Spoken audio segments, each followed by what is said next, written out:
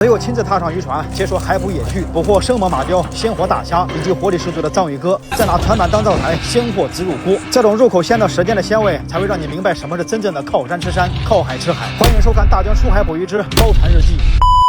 现在是晚上7点半，等老板到了，咱们就准备出海了。今天来的这位靳老板一行5人来自广东省汕头市，他们说看我视频许久，今天特来碰碰运气，鱼多了就寄，鱼少了直接带走。行，那就祝他们渔获大丰收。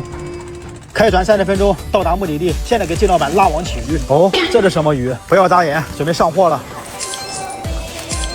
哦，一只兰花蟹。还有一只章鱼哥，这种兰花蟹你们喜欢吃吗？喜欢也没用啊，太远了你们也吃不到。这一网渔获目测有个40-50斤，看看里面都有啥：虾、泥猛鱼、黄鱼，还有一条马鲷呢。这种就是正儿八经的蓝点马鲷了，属于马鲷里面比较好吃的品种啊。不过不大，这一条大概有1斤多。我记得5、6月份来包船的老板抓的大白虾还没有这么大呢。此刻靳老板露出了开心的微笑。继续。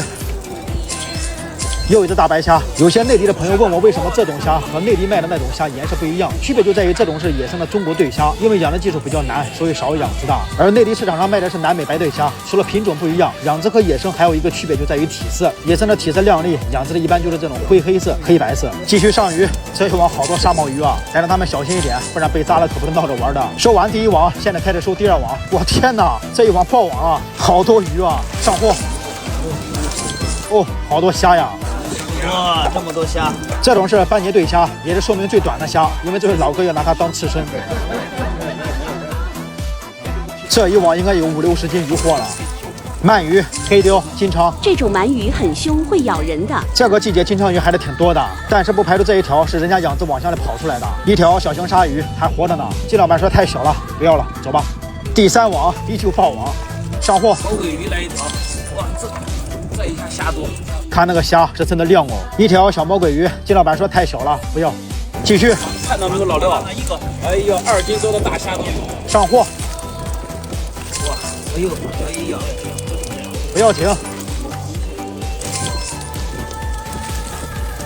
目前第2网和第3网的虾都还可以，不知道第4网渔获会不会继续爆网。其实目前捕的梭子蟹可以锁得过来的，但难免会捕上来这种肚子上都是籽的梭子蟹。靳老板他们说放生，等他采完崽了再吃，为他们点赞。看，又是一只爆崽的梭子蟹，点赞点赞。这种不带崽的梭子蟹，一会儿给他们蒸了，看肥不肥。好，继续第4网上货。今天这个鱼还是可以的。有些朋友问为什么同一种鱼在同一个地方价格会不一样，这就和水果一样，分1级、2级、3级，不同的船捕的海鲜价格也分高低。最便宜的是脱网渔获以及远海渔获，最贵的是海钓渔获。像这种近海围网渔获可以排第2，这就是为什么这种船捕的黄鱼可以卖20一斤，有些地方只能卖几块1斤。这个螺里面藏着一只寄居蟹，你看。这是放生了，走吧。随机放生1批小鱼。4网渔获全部收完，现在开始我们的烹饪海鲜了。先把这个螃蟹放到最底下，因为螃蟹熟得慢。上面再铺一层鱿鱼，最上面放虾，因为虾是熟得最快的。好，盖，静等10分钟。熟了，兄弟姐妹们，快来吃虾了！现在把鱿鱼、虾、螃蟹分拣出来，等一下给他们煮新鲜的湛江海炸鱼汤。